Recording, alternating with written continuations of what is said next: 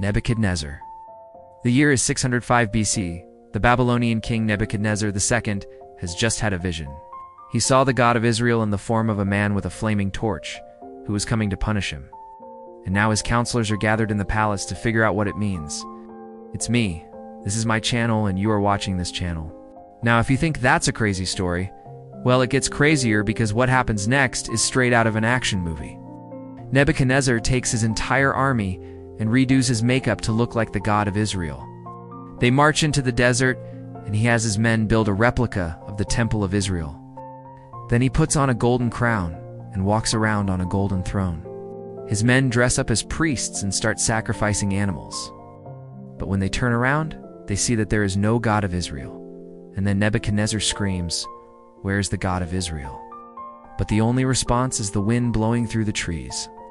And at that moment, Nebuchadnezzar knows that his counselors were right. He has offended the God of Israel. So what does he do?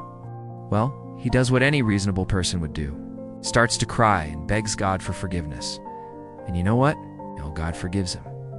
Okay, so maybe you're thinking this is a nice story about a bad guy who learned his lesson, but you're missing the point. This isn't just a story about Nebuchadnezzar. It's also a story about his counselor, a guy named Nergal-Sharezer. You see, Nergal-Sharezer didn't think that the God of Israel was real.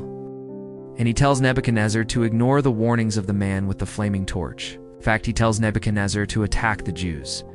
But before the attack, he sends a letter to his friend, the king of Elam, telling him to get ready for war. But here's the thing. God of Israel intercepts the letter and gives it to the Jews. So when the Babylonians attack, the Jews are prepared and they fight back. And you know what? They win. They defeat the Babylonians and push them all the way back to the city of Babylon. Now, when Nergal-Sharezer hears that his letter was intercepted, he freaks out and runs to the king. He tells Nebuchadnezzar that he deserves to lose the battle because he does and believe in the God of Israel. So then Nebuchadnezzar asks a very important question.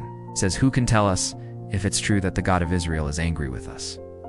And one of the counselors replies, "If you stop sacrificing to the gods of Babylon and make your peace with the God of Daniel, your God, he will show you his mercy and leave you." And that is exactly what happens. When Nebuchadnezzar stops sacrificing to the gods of Babylon and starts sacrificing to the God of Israel, God lifts the siege and the people of Israel are saved. Okay, so I know that was a lot to take in, but let's talk about some of the lessons we can learn from this story. First, don't mock God or his prophets. When Nebuchadnezzar had a dream, he could have just asked God to interpret it. Instead, he waited until he had another dream, which ended up being a warning. And when even that dream didn't make sense to him, he tried to force God to answer him by painting his face and dressing up like a woman. But God doesn't work like that. You can't force him to give you an answer. All you can do is ask and he might answer. Second, never doubt God's power.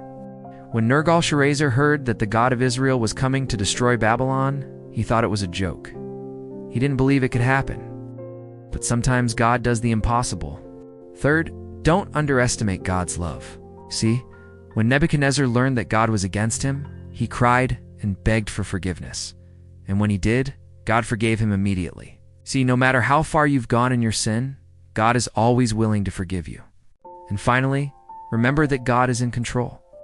In this story, God was in control of the dreams, the letters, the battle, everything.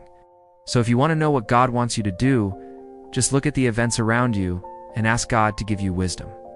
And he will do it. Well, that's all the time we have for today's lesson. Please write down in the comment section what you want to remember from this video. And for more videos of the Bible in 100 seconds, don't forget to subscribe.